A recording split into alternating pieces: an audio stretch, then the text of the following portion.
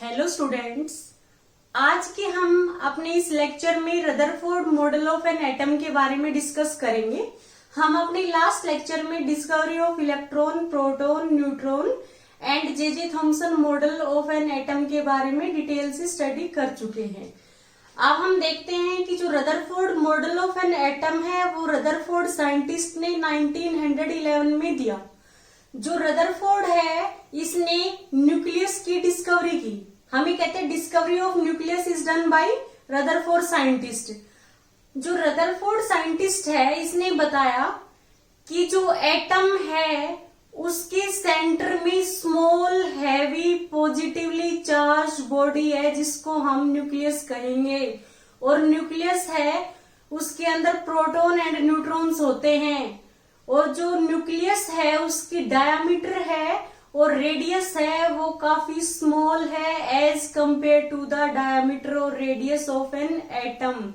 तो जो Rutherford scientist है इसने काफी स्कैटरिंग एक्सपेरिमेंट परफॉर्म किए और लास्ट में रिजल्ट क्या निकाला कि यदि हम कोई मेटल है उसकी थिन फॉइल लेते हैं, जैसे गोल्ड है, सिल्वर है, प्लेटिनम है या कॉपर मेटल है, उसके ऊपर हम अल्फा पार्टिकल्स की बम्बार्डमेंट करते हैं तो हम देखेंगे कि मैक्सिमम अल्फा पार्टिकल्स है वो सीधे पास हो जाएंगे एटम से। कुछ अल्फा पार्टिकल है वो कुछ एंगल से डेविएट होंगे और very few alpha particles 1 in 20,000 get deflected back. तो इनके जो इस ऑब्जर्वेशन से हम क्या रिजल्ट निकालेंगे, रदरफोर्ड साइंटिस्ट ने क्या रिजल्ट निकाला, किस तरह से एक्सपेरिमेंट परफॉर्म किया और लास्ट में क्या कंक्लूजन थे Rutherford model of an atom के और इसमें क्या लिमिटेशन रही, हम उसको डिटेल से स्टडी करेंगे। तो हम क्या देखते हैं कि जो रदरफोर्ड साइंटिस्ट है उसने अल्फा पार्टिकल्स की बम्बार्डमेंट की। अब हम देखेंगे कि सोर्स ऑफ अल्फा पार्टिकल्स क्या है, कि alpha particles are emitted by some radioactive substance. ये जो हमने केविटी ब्लॉक लिया है ये किसका है, लेड का। अब इसके अंदर जो ये सब्सटेंस लिया है, जो रेडियो एक्टिव सब्सटेंस है, ये क्या है, रेडियम या पोलोनियम भी ले सकते हो, वो भी रेडियो एक्टिव है। तो क्या होगा कि रेडियो एक्टिव सब्सटेंस है ये अल्फा पार्टिकल्स को एमिट करेगा, काफी हाईली एनर्जेटिक अल्फा पार्टिकल्स को एमिट करेगा। जब हम उन अल्फा पार्टिकल्स को स्लिट से पास करेंगे तो जो स्लिट है उसका काम क्या है कि वो अल्फा पार्टिकल्स है जो उसकी जो बीम है उसको फाइन बीम में कन्वर्ट करेगी। फिर रदरफोर्ड साइंटिस्ट ने क्या किया, एक केविटी ब्लॉक लिया लेड का, उसके अंदर कोई radio active substance, radium and polonium substance हम ले सकते हैं। तो जो रदरफोर्ड साइंटिस्ट है उसने रेडियो एक्टिव सब्सटेंस रेडियम लिया। तो रेडियो एक्टिव सब्सटेंस क्या करते हैं, स्पॉन्टेनियसली रेडिएशंस को एमिट करते हैं, alpha, beta and gamma radiations को। तो जो alpha particles emitted by these radioactive substance is pass through slit. Slit का काम क्या है, to convert alpha particles into fine beam, particles into fine beam, fine beam में convert करेगी जो स्लिट है। फिर स्लिट से जो अल्फा पार्टिकल्स की फाइन बीम हमें मिली है उसको रदरफोर्ड साइंटिस्ट ने क्या किया, थिन फॉयल ऑफ गोल्ड से पास किया। ये थिन फॉयल ऑफ गोल्ड है। तो क्या होगा कि जो अल्फा पार्टिकल्स है उनको जो डिफ्लेक्टेड है या जो पास हो गए उनको सर्कुलर स्क्रीन है, एक सर्कुलर स्क्रीन ली इसके सराउंडिंग में और इस सर्कुलर स्क्रीन पर ऑब्जर्व किया अल्फा पार्टिकल्स जो डिफ्लेक्ट हो रहे थे या जो पास हो रहे थे। तो क्या हुआ कि मैक्सिमम अल्फा पार्टिकल है वो सीधे पास हो गई, मैक्सिमम अल्फा पार्टिकल है वो सीधे पास हो गई। कुछ अल्फा पार्टिकल है वो कुछ एंगल से डेविएट हो गए, कुछ अल्फा पार्टिकल है वो कुछ एंगल से डेविएट हो गए। Very small alpha particles 1 in 20,000 deflected back. जो ये अल्फा पार्टिकल डिफ्लेक्ट हुआ है, इसका जो डिफ्लेक्शन है, जो एंगल है वो ग्रेटर देन 90 डिग्री है। तो हम क्या देख रहे हैं कि जहां पे भी अल्फा पार्टिकल स्ट्राइक किए हैं इस सर्कुलर स्क्रीन पे, इस सर्कुलर स्क्रीन है, इसके अंदर जो कोटिंग है वो जिंक सल्फाइड की है। Circular screen coating with zinc sulphide की कोटिंग है। तो क्या होगा कि जहां भी अल्फा पार्टिकल्स इस स्क्रीन के ऊपर स्ट्राइक करेंगे वहां पे एक स्पॉट प्रोड्यूस होगा या लाइट प्रोड्यूस्ड होगी, तो हमें अल्फा पार्टिकल्स है उसका पता चलेगा। यहाँ पे यदि लाइट प्रोड्यूस हो रही है तो इसका मीनिंग क्या है कि ये अल्फा पार्टिकल्स है, ये सीधे पास हो रहे हैं और इस सर्कुलर स्क्रीन के साथ स्ट्राइक कर रहे हैं। कुछ अल्फा पार्टिकल है वो कुछ एंगल से क्या हो गए, डेविएट हो गए। Very few alpha particle deflected back 1 in 20,000। तो ये ऑब्जर्वेशन रदरफोर्ड ने देखा कि जब कोई रेडियोएक्टिव सब्सटेंस लिया, रेडियोएक्टिव सब्सटेंस से जो अल्फा पार्टिकल आए उसको स्लिट से पास किया, स्लिट ने उसको फाइन बीम में कन्वर्ट किया, और फाइन बीम में कन्वर्ट करने के बाद क्या होगा कि जो अल्फा पार्टिकल्स है उनको पास किया थिन फॉयल ऑफ गोल्ड।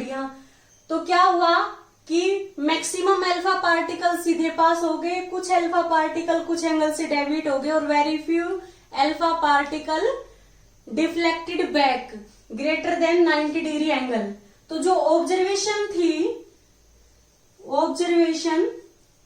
है जो रदरफोर्ड स्कैटरिंग एक्सपेरिमेंट की, वो हम देखते हैं। फर्स्ट ऑब्जर्वेशन क्या थी, maximum alpha particles past straight.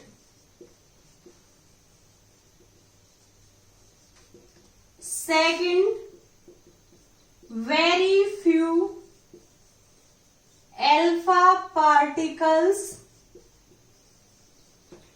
deflected through a small angle।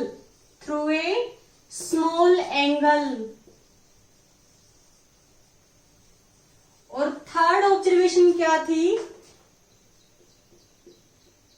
कि वेरी फ्यू, और ब्रैकेट में हम क्या लिखेंगे, 1 in 20,000 alpha particles get deflected back।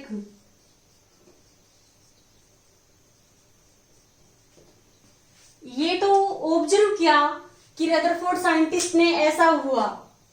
अब इनसे क्या कंक्लूजन निकाला। फर्स्ट ऑब्जर्वेशन क्या थी कि maximum alpha particle past straight.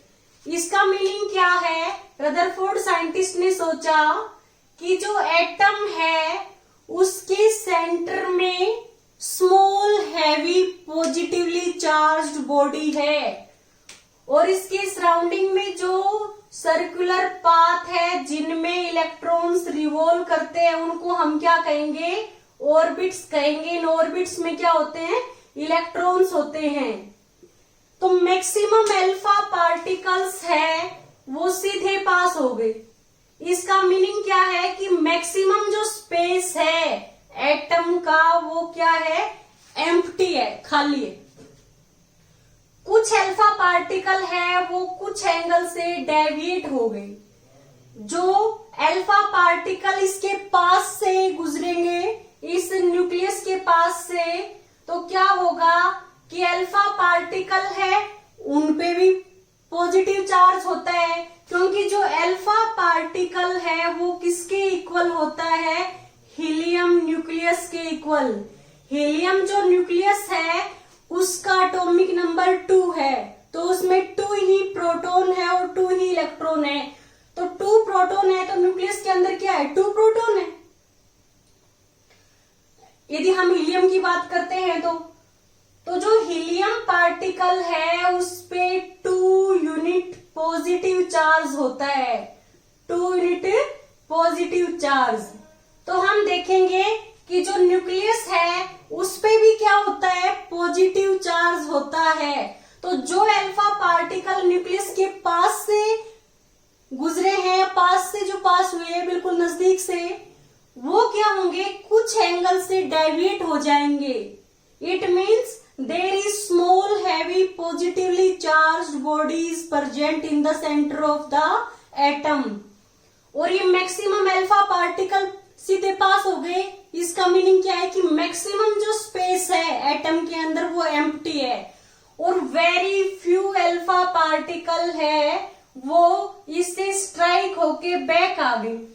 इसका मीनिंग क्या है कि सेंटर के अंदर जो पॉजिटिवली चार्ज्ड बॉडी है वो काफी हैवी है, और हैवी है तभी उससे क्या होगा, पार्टिकल स्ट्राइक होके बैक आ गए।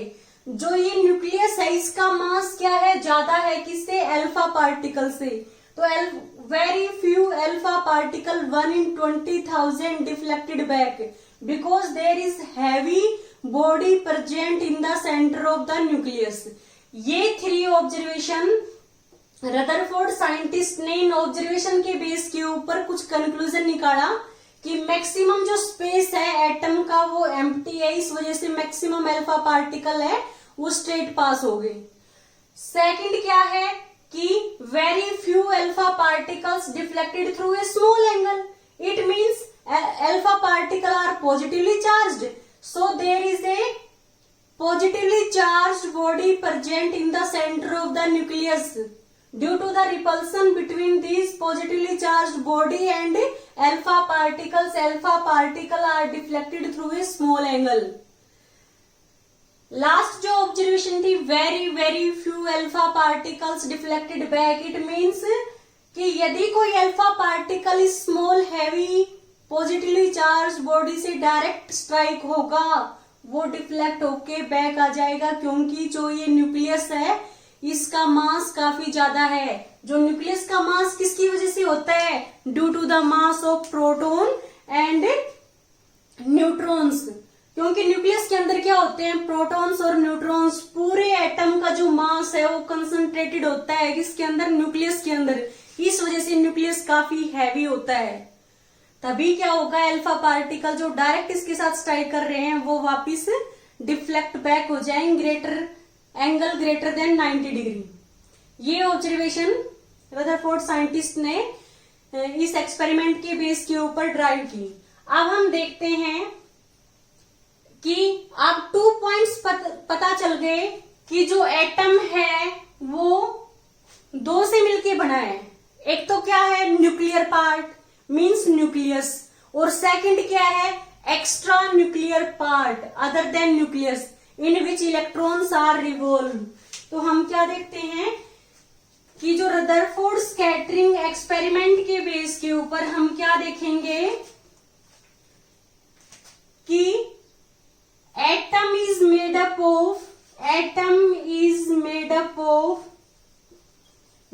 Of 2 parts. फर्स्ट जो पार्ट है वो क्या है, जो फर्स्ट पार्ट है वो न्यूक्लियर पार्ट। न्यूक्लियर पार्ट का मीन्स क्या है, small heavy positively charged body present in the center of the atom, present in the center of the atom, that is called nucleus। उसको हम क्या कहेंगे, न्यूक्लियस कहेंगे। तो जो न्यूक्लियर पार्ट है उसमें क्या है, न्यूक्लियस है, और जो न्यूक्लियस है वो क्या है, काफी स्मॉल है, हैवी है, और उस पे क्या है, पॉजिटिव चार्ज है। तो जो small heavy positively charge body present in the centre of nucleus is known as centre of atom is known as nucleus. तो जो सेकंड पार्ट है वो एक्स्ट्रा न्यूक्लियर पार्ट है, एक्स्ट्रा न्यूक्लियर पार्ट है। तो हम क्या देखेंगे कि एटम के अंदर अदर देन न्यूक्लियस जो भी पार्ट है न्यूक्लियस के सराउंडिंग में वो क्या है, एक्स्ट्रा न्यूक्लियर पार्ट है। तो हम एक्स्ट्रा न्यूक्लियर पार्ट में क्या लिखेंगे, एक्स्ट्रा न्यूक्लियर पार्ट में कि द स्पेस या the portion other than nucleus in an atom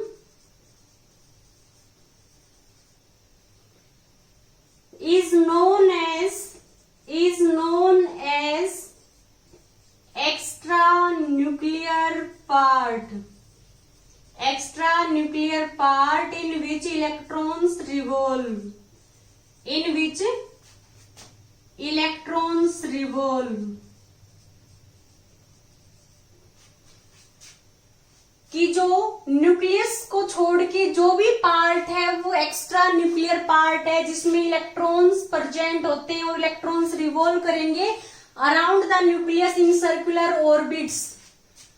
तो ये दो कंक्लूजन थे। तो जो रदरफोर्ड साइंटिस्ट है उसने कंक्लूजन क्या निकाला कि जो एटम के सेंटर में small heavy positively charge body है जिसको हम न्यूक्लियस कहेंगे। तो इसी वजह से हम क्या कहते हैं कि जो रदरफोर्ड साइंटिस्ट है उसने न्यूक्लियस की डिस्कवरी की थी।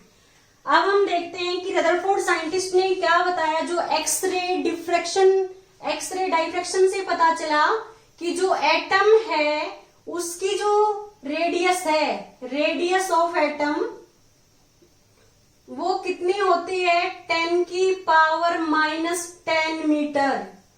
और जो रेडियस ऑफ न्यूक्लियस है, रेडियस ऑफ न्यूक्लियस वो कितनी होती है, 10⁻⁻15 मीटर।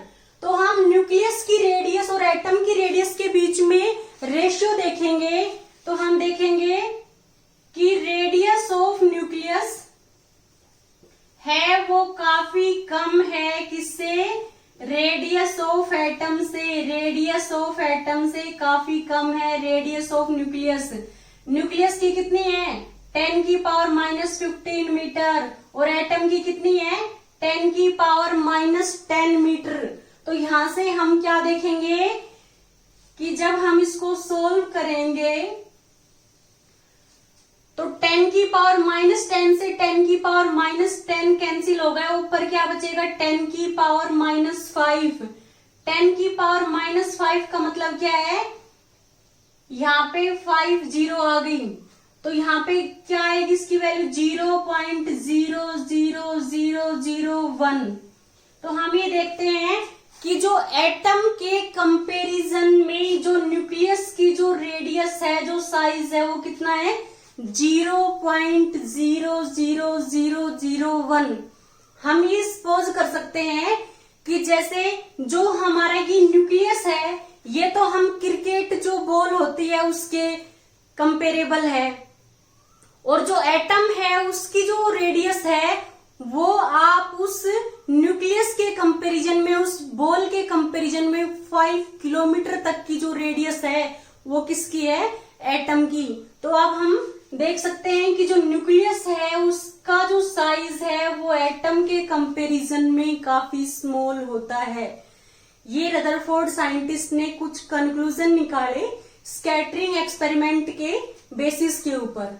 अब रदरफोर्ड साइंटिस्ट है उसने एटम के बारे में काफी अच्छे से एक्सप्लेन किया कि जो एटम है वो 2 पार्ट से मिलके बना है, एक न्यूक्लियर पार्ट है, दूसरा एक्स्ट्रा न्यूक्लियर पार्ट है। जो न्यूक्लियर पार्ट है वो small heavy positively charge body है, जो पूरे एटम का मास है वो small heavy positively charge body है। जो न्यूक्लियस है उसमें कंसंट्रेट रहता है। जो न्यूक्लियस का जो मास है वो किसकी वजह से, प्रोटॉन और न्यूट्रॉन की वजह से। और पूरा जो एटम का मास है वो ऑलमोस्ट किसके इक्वल है, मास ऑफ न्यूक्लियस, क्योंकि जो एटम के अंदर और क्या है, इलेक्ट्रॉन्स है, और इलेक्ट्रॉन्स का मास क्या होता है, ऑलमोस्ट नेग्लिजिबल होता है।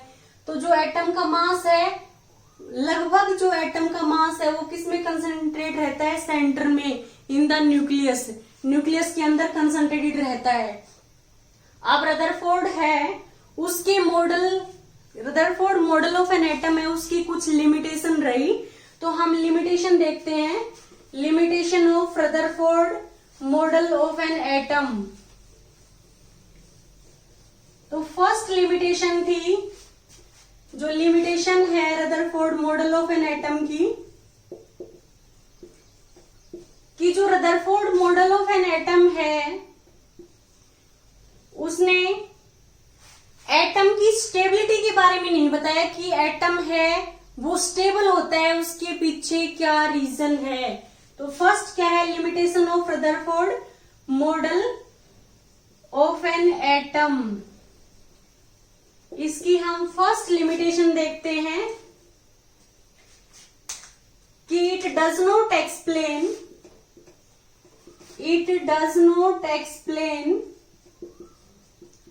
the stability of an atom. Explain the stability of an atom. Atom की स्टेबिलिटी को एक्सप्लेन नहीं किया। सेकंड पॉइंट है कि जो रदरफोर्ड साइंटिस्ट है उसने लाइन स्पेक्ट्रम के बारे में नहीं बताया। जैसे हाइड्रोजन है, उसके अंदर 1 इलेक्ट्रॉन होता है, बट जब हम हाइड्रोजन का स्पेक्ट्रा देखते हैं तो उसमें 5 ग्रुप ऑफ लाइंस है, लाइमन, बाल्मर, पास्चन, ब्रैकेट और फंड। 5 ग्रुप ऑफ लाइंस क्यों मिल रही है हमें, सिंगल लाइन क्यों नहीं मिली। और जो हाइड्रोजन को छोड़ के अदर एलिमेंट्स है उनके भी लाइन स्पेक्ट्रम को Rutherford model of an atom है उसने एक्सप्लेन नहीं किया। तो सेकंड इसकी लिमिटेशन क्या है, it does not explain line spectrum of, explain line spectrum of an elements. किसी भी एलिमेंट्स के लाइन स्पेक्ट्रम को एक्सप्लेन नहीं किया। इवन हाइड्रोजन है उसके लाइन स्पेक्ट्रम को भी एक्सप्लेन नहीं किया। तो ये कुछ लिमिटेशन रही Rutherford model of an atom की। रदरफोर्ड ने ये भी नहीं बताया कि जो इलेक्ट्रॉन्स प्रेजेंट होते हैं एटम के अंदर, उन इलेक्ट्रॉन्स का डिस्ट्रीब्यूशन कैसे है। तो थर्ड हम लिमिटेशन लिख सकते हैं कि it does not give any idea about the distribution of electrons in a cell और ऑर्बिट। कि जो सेल है, जो न्यूक्लियस के सराउंडिंग में सेल्स है या ऑर्बिट है, उसमें जो इलेक्ट्रॉन्स का जो डिस्ट्रीब्यूशन है उसके बारे में भी कोई आइडिया नहीं दिया। तो ये कुछ लिमिटेशन थी Rutherford model of an atom की। फर्स्ट लिमिटेशन क्या है कि इसने स्टेबिलिटी को एक्सप्लेन नहीं किया कि एटम्स है वो स्टेबल क्यों है। मैक्सवेल डिस्ट्रीब्यूशन है थ्योरी, उसमें मैक्सवेल साइंटिस्ट ने बताया कि जैसे जो ये इलेक्ट्रॉन्स है ये न्यूक्लियस के सराउंडिंग स्पेस में रिवॉल्व करते हैं। इलेक्ट्रॉन्स न्यूक्लियस के सराउंड में रिवॉल्व करते हैं और जिन सेल्स में जिन सर्कुलर पाथ में इलेक्ट्रॉन्स रिवॉल्व करते हैं उनको ऑर्बिट्स कहते हैं। तो मैक्सवेल थ्योरी के अकॉर्डिंग क्या होता है कि इलेक्ट्रॉन्स जब कंटिन्यूसली इसके सराउंडिंग में रोटेट हो रहा है तो वो क्या करेगा, कुछ इलेक्ट्रोमैग्नेटिक रेडिएशंस को एमिट करेगा। तो क्या होगा कि उसकी एनर्जी कम होती जाएगी और लास्ट में वो इसके अंदर फॉल हो जाएगा। बट ऐसा होता नहीं है। इलेक्ट्रॉन्स है वो इसके सराउंडिंग में रिवॉल्व होते रहते हैं, वो न्यूक्लियस के अंदर फॉल नहीं होते। तो इसके पीछे जो रीजन था उसको भी Rutherford model of an atom ने एक्सप्लेन नहीं किया। क्योंकि जब इलेक्ट्रॉन्स रिवॉल्व करते हैं ऑर्बिट्स के अंदर तो क्या होता है कि due to the circular motion of electrons around the nucleus क्या होगा कि सेंट्रीफ्यूगल फोर्स है वो भी प्रोड्यूस होगा, और हम देखते हैं वो सेंट्रीफ्यूगल फोर्स है वो जो इलेक्ट्रॉन और इस न्यूक्लियस के बीच में जो अट्रैक्शन है इसको बैलेंस करेगा। इस वजह से जो ये फोर्स है, पॉजिटिवली चार्ज न्यूक्लियस और नेगेटिवली चार्ज इलेक्ट्रॉन्स जो सराउंडिंग में रिवॉल्व कर रहे हैं, उसको कौन बैलेंस कर रहा है? Centrifugal force arise due to the movement of electrons around the nucleus in circular path, उसको बैलेंस करेगा। इस वजह से क्या है, इलेक्ट्रॉन्स है वो न्यूक्लियस के अंदर फॉल नहीं होंगे।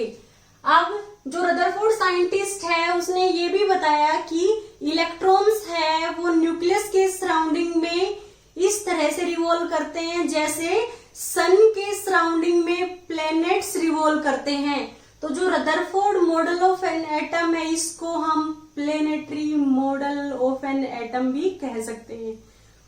ओके स्टूडेंट्स, हमने डिटेल से Rutherford model of an atom के बारे में डिस्कस किया है। यदि आपको इस लेक्चर में कहीं कोई डाउट हो तो प्लीज आप हमें कमेंट करें। Okay, thank you students.